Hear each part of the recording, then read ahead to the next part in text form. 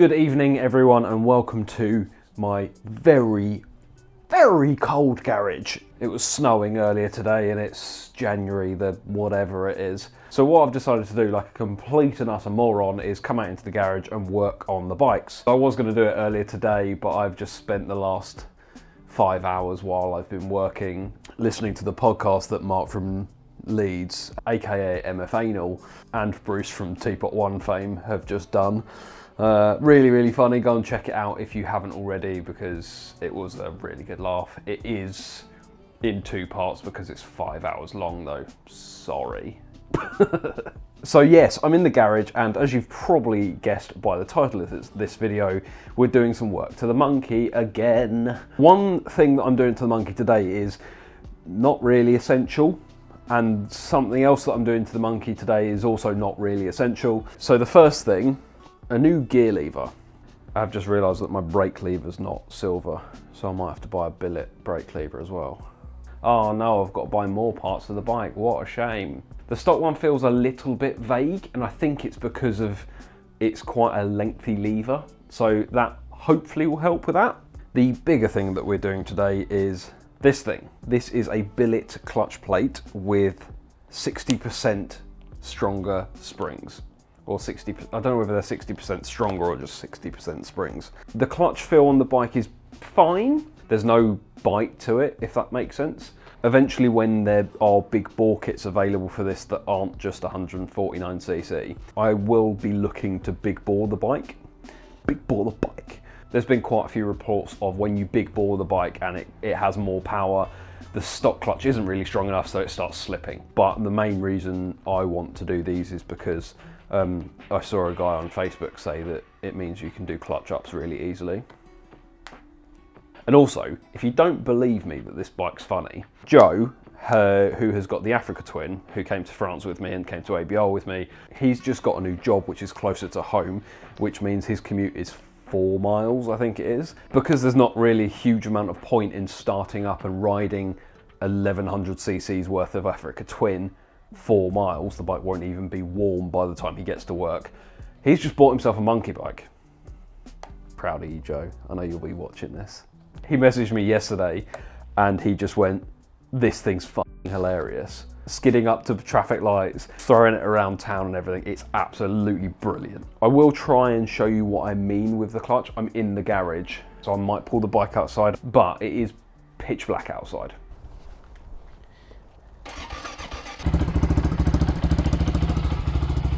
In fairness, it's like, oh, there we go. In fairness, it's like probably 2 degrees out here, if that, and the bike started easily. Right, so, first gear, nothing. And then you get to like there, it slowly starts biting. But, I mean, that's clutch engaging and it's not going anywhere.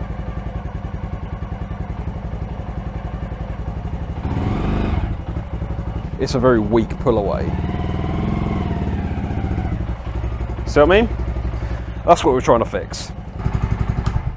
Now the Monkey is sort of warm, I'm going to drop the oil out of it, get the old clutch plates out and clutch springs out, replace them. In theory it should be quite an easy job, but I've never done it before. So you and I are doing this very much for the first time. Welcome to the garage of moron try something, in an attempt to make something better, probably ends up ruining it, stripping a bolt and then having to get professional to do it. Oh my god, these sockets are so cold. Yeah. For Christmas, my brother bought me some very nice heavy duty gloves to use in the garage, and I haven't been using them. One thing I will do before I do that up properly is I'm just going to undo this to let air through the system and take out the oil filter. These aren't on all models of Monkey. The JBO2 model, this is a JBO3, which is the 5-speed. The 4 speeds won't have that.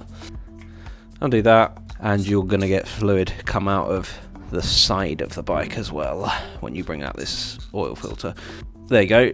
See, loads of oil just came out. Now I am going to reuse the oil filter and the oil for now. It's nearly a year old, so it's going to be going in for its first annual service in like 3 weeks time, so there's not really much point in me spending more money on an oil and an oil filter when they're just going to do it for me in 3 weeks time. So yeah, before anyone kicks off about it. Little spring. It's almost like magnetised. That is the oil filter. So I am going to put these back on. All I'm doing here is essentially just to make sure oil doesn't just piss out everywhere. Sometimes it is really useful to have an addiction of buying stuff, because it means I've got a deep set of sockets. I think these are 8mm. Yes, they are. So one thing I did wonder whether I had to do is take off the rear sets. Would you call them rear sets if they're not sports bikes? It looks like I'm going to have to get into one of the bolts. All I want to do, in theory, is move it so I can get behind there. I don't want to be disconnecting brake lines if I don't have to. Right, that should give me enough leeway just to get into there. Right, so what I've got in here now, I don't know if you can see this, this is the clutch cable coming down. What I'm going to try and do is essentially just push, oh, I just cut myself, no, it's oil. Push that forward, get that cable out. Yeah, easy. Let's try and get this off without ruining the gasket, shall we? Now, all these bolts that are coming out now, I believe, are the same size. 10 bolts. 10 bolts have come off. Gently work this off.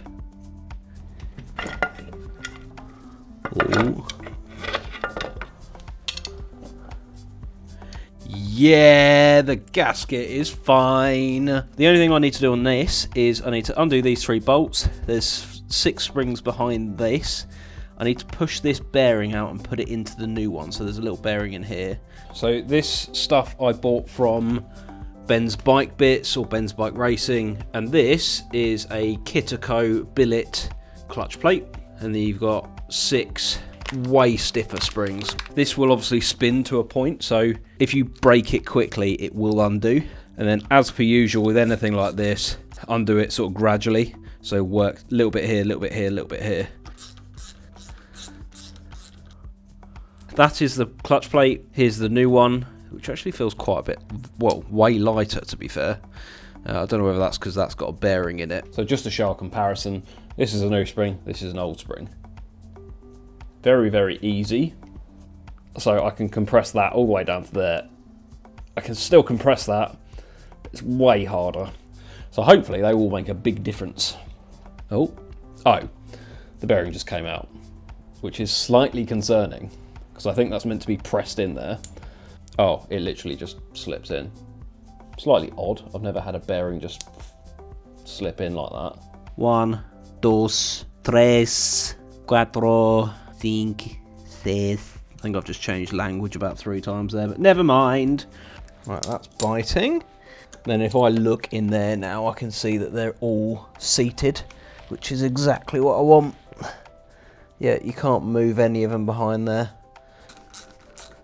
To be fair, I'm not a complete moron when it comes to doing jobs like this. As long as this works, this has been a very easy job. If you're like a relatively okay sort of mechanic, slash you're happy doing things like oils and filters, this is really easy. The instructions do come with this, but it's from Japan, so they're in Japanese. But you can work out that it says 12 Newton meters there, so that is what I'm going to talk them to. Hello. Mark Anal. You're a bastard. You're a bastard. Right, I don't know whether you saw that. I've just torqued it up. I've actually got a torque wrench that will go down to like 2 Newton meters. That will go down to. I found that I can actually get to 12 Newton meters and get it to click whilst just holding that. You have to hold it very tight, but that's what you can do. Like I did when I undid it, and I kind of just did it like that to jolt it free. I've seen people do it that way to do it up, but I'd rather know that they're torqued to the sort of the right spec, or at least close to the right spec, so you don't have a blown up clutch.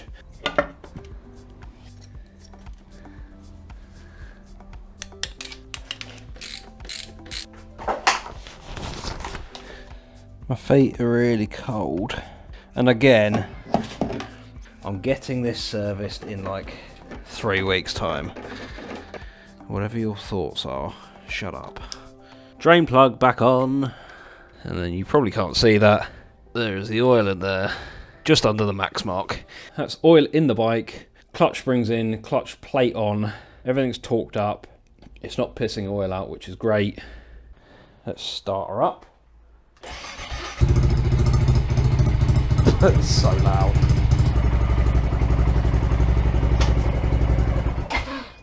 Oh, well. Wow. I'm going to need to adjust that because that is so aggressive. That literally, the second I let it go. Let me go down. I'm going to go down the drive and just check it.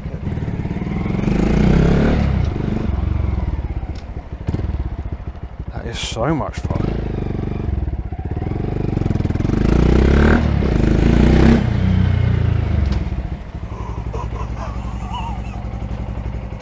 That's so much fun. Oh my god. That is literally so much quicker to engage. You do have to be careful because as soon as you let out, it just goes like that. That literally feels like it's got 10 horsepower more. That's incredible. Joe, you're gonna have to do that, mate. So that is way better, way better. So much more punchy, so much more like immediate, which is great. Quickly just gonna replace that gear lever because it takes 3 seconds to do. And then we're done. Really successful. That was, I can't believe how much quicker that feels. Well impressed, mate. Well impressed. 60% springs, banging. This is the main gear lever. The linkage goes down, along, up to this thing, and then out to this. So look how much play that's got. There's so much movement in it, all just for that. So I'm just going to bang that off quickly, replace it. It should make a huge difference. Yep. On the back of this, I think there is a retaining washer, essentially, so I need to just get that off. I don't really have a proper set of retaining washing removing pliers for this. I'm kind of just having to wing it a bit, but never mind. Can you imagine if I did all of this? Changed all the clutch springs and everything. Did all this sort of work and it was really super easy, and the thing that got me was a retaining washer. Screw you, I win. That was solved by a pair of scissors. Sod you. That was a pain in the bumhole, that was. I've taken off skin off all my hands. There you go. That is off now. That's the original. This bolts straight on there. So it's like a direct drive pretty much. I mean, that is so much better. There we go. Way better. Cleaner that was sent to me from Mad for Bikes. That makes a shed load of difference, doesn't it? It looks really nice, actually. So there you go. That is clutch springs done, clutch plate done, and direct linkage shifter, as you would say in America. Thank you very much for joining me. It's freezing out here and my feet have gone numb. I haven't eaten dinner, so I'm going to go and do that right now. So thank you very much for joining me, and I will see you in next week's video.